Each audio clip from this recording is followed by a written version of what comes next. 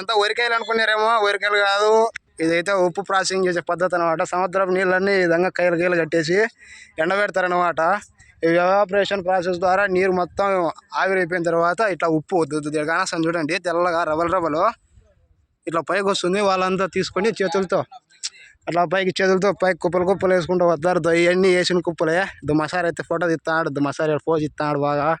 చూడండి వాళ్ళైతే చూడండి ఉప్పు బరువు పట్టుకోలేక ఎట్టబోతారు చూద్దాం. ఆడిపోదాం పోండి. ఇదంతా కూడా వీళ్ళు కలెక్ట్ చేసిన ఉప్పు. ఆడ కన్వీనర్ బెల్ట్ ఉంది.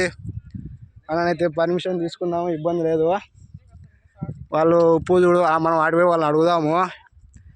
తర్వాత ఇంకా ఏమేం చేస్తారో చూడండి. ఇప్పుడైతే మనం గోకర్ణం ఆంధ్రవేలో ఈ లొకేషన్ అయితే ఉందన్నమాట. ఉప్పు చూడండి ఎట్లా మెరిసిపోతుందో. కానీ మనం చూసే ఉప్పుకు ఇక్కడ ఉన్న ఉప్పుకు చాలా తేడా ఉంది. అదైతే మనం అబ్జర్వ్ చేయొచ్చు. చాలా బరువు ఉంటుంది అనుకుంటా. అన్న వాళ్ళు అయితే లబ అని స్పీడ్గా వచ్చేస్తున్నారు. ఆన అయితే ఆడ తీసుకొచ్చి ఓడేస్తున్నాడు.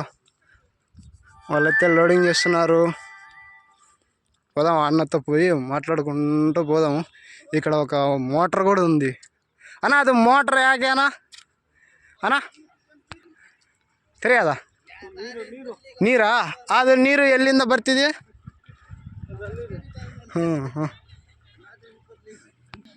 ಓ ದೊಡ್ಡಪ್ಪ, ಅದು ಎಷ್ಟು ವೇಟ್ ಇದೆ? ಅದು ಅಯ್ಯಯ್ಯೋ, ಅದು ಯಾವ 5 kg ఉంటుందంట దగ్గర.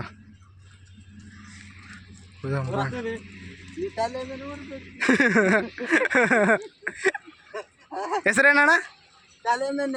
ತಲೆ మీద ಏನು ಮುಟ್ಟಿ? ಯಾಕೆ ಫೋಟೋ ಹೊಡಕತ್ತಿದ್ದು? ನಾಕ್ಯಾಕೆ ಫೋಟೋಪ್ಪ, ನಾವೆಲ್ಲ ಸ್ಟೂಡೆಂಟ್ಸು.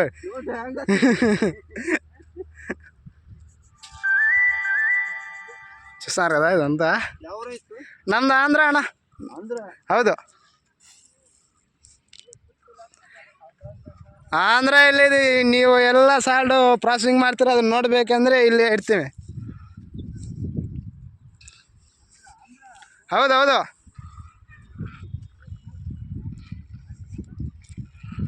అడైతే భోజనాలు పెడుతున్నారు. మన వాళ్ళంతా తినేస్తున్నారు. మనం కూడా పోయి తినేద్దాము. తర్వాత దీన్ని ప్రాసెసింగ్ ఎట్లా చేస్తారో ఏం కథ అంతా మనం కనుక్కుందాము. ನಾನು ತೋರಿಸಿರ್ತೇನಣ್ಣ, ಅವನಿಗೆ.